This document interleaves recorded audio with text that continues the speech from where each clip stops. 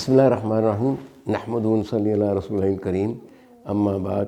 معزز خواتین و حضرات، لائٹ آف گائیڈنس میں عبدالرزاق آپ کے پاس حاضر خدمت ہے. میں تھوڑا سا اپنا انٹروڈکشن کرا دوں کہ میری کوالیفیکیشن تو چارٹرڈ اکاؤنٹنٹ ہے، اور اس میں میرا جو آڈیٹنگ، اکاؤنٹنگ، سسٹم انالیسس جو بھی ایکسپیرینس ہے وہ تقریباً 40 سال کا ہے. گراؤنڈ ایکسپیرینس بھی ہے، صرف کتابی ڈگریاں نہیں ہیں. 5 ملکوں میں نے سرو بھی کیا، اور سارے ملک کے حالات دیکھتے ہوئے، پوری دنیا کے حالات دیکھتے ہوئے میں کچھ گزارشات کرنا چاہتا ہوں. آج کا موضوع ہے وہ ہے کہ ہمارے ملک کے یہ جو معاشی حالات کیوں اس قدر خراب ہو رہے ہیں، اور اس پہ ہم کیا کچھ کر سکتے ہیں، کیا نہیں کر سکتے. فی الحال امیڈیٹلی خواتین و حضرات میں آپ سے درخواست کروں گا کہ ہم سب کو مل کے ایک دعا کرنی چاہیے.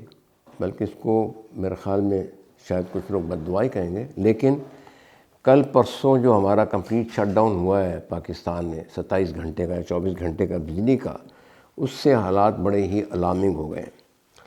تو اللہ تعالیٰ سے یہ گزارش ہے، اللہ تعالیٰ سے یہ دعا ہے، استدعا ہے، کیونکہ اللہ کا یہ حکم ہے کہ جب کوئی برائی چل رہی ہو تو اس کو پہلے ہاتھ سے روکنے کی کوشش کریں. اگر ہاتھ سے آپ نہیں روک سکتے تو اس کو زبان سے روکنے کی کوشش کریں. اگر زبان سے نہیں روک سکتے تو اس کو کم از کم دل سے برا سمجھیں، اور یہ ایمان کی یا آپ کی طاقت کی کمزور ترین شکل ہے. تو میری استدعا آپ لوگوں سے یہ ہوگی، کیونکہ ہم ہاتھ سے کسی چیز کو روک نہیں سکتے، لہٰذا زبان سے میری گزارش ہے کہ یا اللہ تعالیٰ سے دعا ہے کہ تو علام الغیوب ہے، سارے پوشیدہ حالات کو جانتا ہے. میرے مولا، جن مقامی غداروں نے، ضمیر فروشوں نے پیسوں یا کسی سہولت کی خاطر 90% پاکستانی قوم کو غربت کی لکیر سے نیچے دھکیل دیا ہے اور بیرونی قوتوں کے اعلی کار بنے ہیں، اور ان کے مقاصد کے لیے پاکستان کو سیاسی، مذہبی، اخلاقی اور معاشی طور پر برباد کر کے دیوالیہ کر دیا ہے، اور اس ملک کو بین الاقوامی سطح پر محتاج بنا دیا ہے، فقیر بنا دیا ہے، ہمدرد مدد پھر رہے ہیں پیسے کے لیے. تو میرے مولا تو کل شائن قدیر ہے، تو سارے حالات بھی جانتا ہے، تیرے پاس طاقت بھی ہے، اور تو عزیز ذو انتقام بھی ہے. ان لوگوں کو اور ان کی آنے والی نسلوں کو ایسی سزا دے کہ دنیا کے لیے عبرت کا مقام ہو. انہیں موذی امراض اور مورد حادثات میں ہلاک کر دے یا اللہ، کیونکہ انہوں نے پوری پاکستانی قوم کو ایک عجیب مخمصے میں ڈال دیا ہوا ہے. کیونکہ یہاں پر افراط زر ہے، بے روزگاری ہے، اور لوگ جو ہے پریشان حال ہیں. کچھ لوگ کرمنل سائڈ پہ چلے گئے ہیں، کچھ خودکشیاں کر رہے ہیں، لوگوں کے پاس جاب نہیں ہے، گھر کے اخراجات کے پیسے نہیں ہیں، ماں کی دوائی نہیں ہے، بہنوں کی شادیاں نہیں ہو سکتی. تو ان حالات میں بے بس عوام اپنے اللہ کو سر پکار سکتی ہے. خواتین و حضرات، میری درخواست یہ ہے کہ ہماری مائیں، بہنیں، بچے جو بھی ہیں، آپ لوگوں کو ملا کے ایک تو اجتماعی دعا کریں، پھر اپنے گھروں میں دعائیں کریں. انڈیویجول طور پہ اپنے مساجد کے خطیبوں سے کہیں کہ یہ دعا کریں کہ آئندہ اس ضمیر فروش غداروں کے ظلم کو آئندہ سے پاکستان میں نشہ دوانی اور سازشوں سے پاک کر دیں، اور ایسا نظام اور محب وطن رہنما لانے کے لیے حالات سازگار بنائیں جس سے عوام سکھ کا سانس لے سکیں اور امن چین سے اپنے بچوں کے رزق، تعلیم، صحت کا بندوبست کر سکیں. سنا یہ بھی ہے کہ کئی طرح کے بحران جنم لینے والے ہیں. اس کے لیے بھی ذہنی طور پہ تیار رہیں، یا میڈیا ہمیں تیار کرنے کی کوشش کر رہا ہے کہ ابھی بجلی کا بحران تو آپ نے دیکھ لیا ہے، اور یہ سنا یہ ہے کہ اکثر یہ آیا کرے گا، اور یہ ہمارے جو بھی ان سائڈ لوگ ہیں، جو دو بیرونی قوتوں کے مقاصد کے لیے کام کر رہے ہیں، یہ ان کی بدولت سارا کچھ ہو رہا ہے.